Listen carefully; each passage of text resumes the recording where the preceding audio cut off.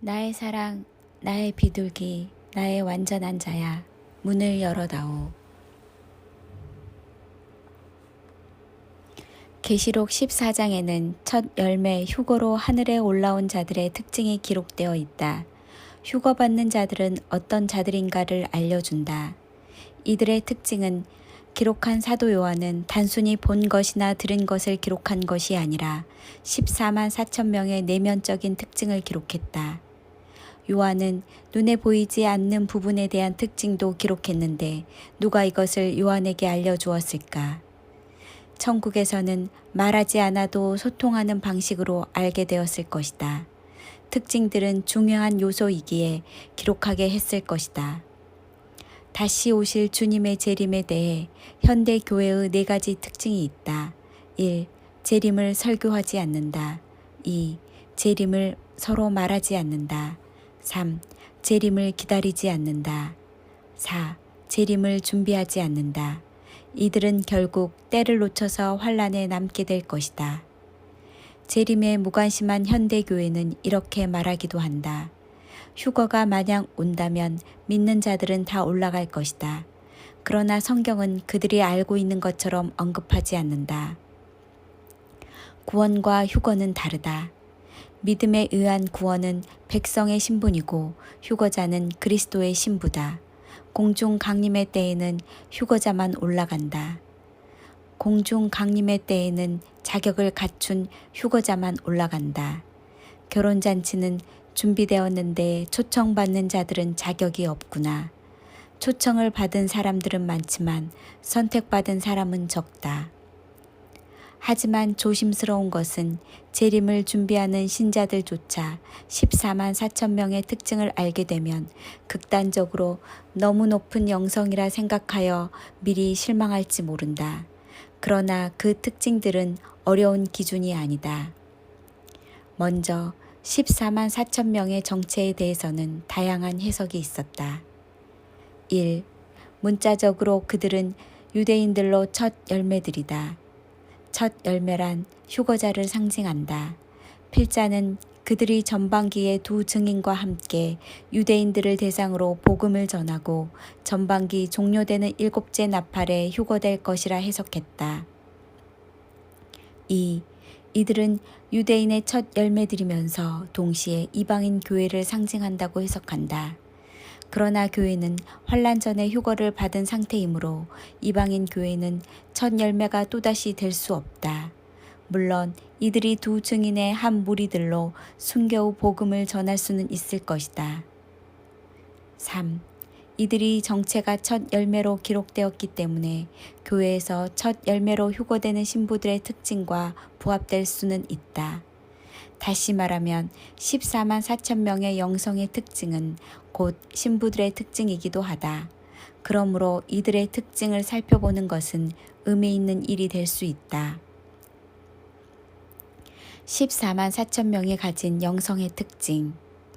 이들의 영성의 수준을 보면 믿는 자는 다 올라간다는 안일한 생각을 품은 교회들의 모습이 안타깝게 느껴진다. 주님께서 깨어 준비하라는 지시나 열 처녀의 비유만 보더라도 휴거자의 자격은 교회의 생각과는 많이 다르다. 14만 4천 명은 휴거자는 신부들로 영성의 극치를 이룬 자들이다. 4개의 특징과 10개의 세부 요소들이 있다. 1. 여자와 더불어 더럽히지 아니한 순결한 자다. 1. 순결. 2. 영적 소원. 여자는 복수로 기록되었는데 성경에서 여자는 교회로 해석할 수 있고 음녀, 세상을 상징할 수도 있을 것이다. 어느 경우로 해석하든지 더럽히지 않고 순결의 함을 강조하고 어린 양의 피로 속량을 받을 수 있다.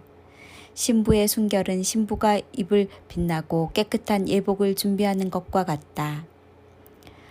만약 교회로 해석한다면 신랑을 맞으러 나간 10명의 처녀들을 떠올릴 수 있을 것이다. 역설적으로 교회의 다수는 더럽혀져 있다는 것을 의미하기에 마지막 때에 교회의 현 주소를 깨닫게 할 것이다.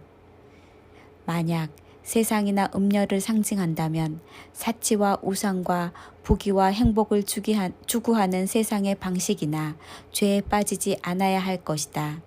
육적 소원으로 충만하지 않아야 하고 영적 소원, 그의 나라와 그의 의, 하나님의 뜻을 추구해야 한다. 현대 신자들은 두 마음을 가지려 했기 때문에 세상의 불신자들과 비교하여 더 순결하지 않다는 심각한 평가를 받고 있다. 2. 예수 그리스도와 연합한 자들이다. 3. 기도. 4. 사랑. 5. 특심. 성령 충만. 6. 추구. 어린 양이 어디로 인도하든지 따라가는 자들로 그리스도 안에 머무르며 연합한 자들이다. 에녹은 기도로 동행하였고 엘리야는 특심이 있었다. 신랑과 신부 사이에는 필수적인 사랑이 요구되며 오직 신랑을 추구하고 갈망해야 한다. 3. 하나님과 어린 양에게 속한 자들이다. 7. 인침, 충성과 소속. 그들의 이마에는 어린 양의 이름과 하나님 아버지의 이름이 있다. 짐승의 표를 받는 자들은 짐승에게 충성의 표시로 그들의 이마에 짐승의 이름을 받은 것과 대비된다. 인침은 눈에 보이지 않지만 신부들을 구별하는 표식이 주어질 것이다.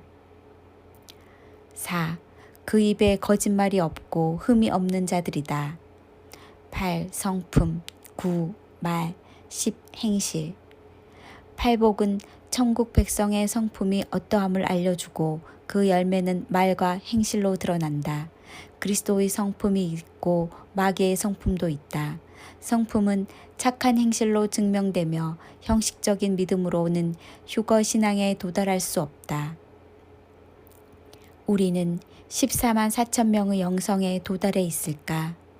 별 생각 없이 살아가는 미련한 신자들은 주님으로부터 너희를 알지 못한다 라는 말을 들었는데 신앙생활은 할지언정 성경에 무지하거나 주님과 참된 동행이나 온전한 교제가 없었다.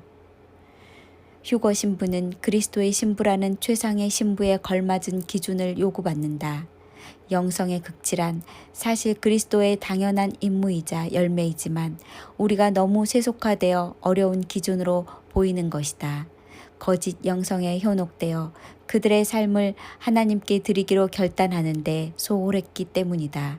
그리스도를 중심으로 살겠다는 결단이 있으면 어려운 일이 아니다.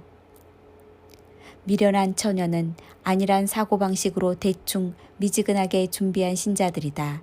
지혜로운 신부는 속속들이 알아보고 철저하고 신중하게 자신을 강화시킨 신자들이다. 그런데 저는 너무 부족해요. 예수의 피만 간절히 밤낮 찾으십시오. 출애굽을 위해 마음의 문설주에 어린 양의 피를 뿌리십시오. 완전하게 만드는 것은 예수의 피밖에 없습니다.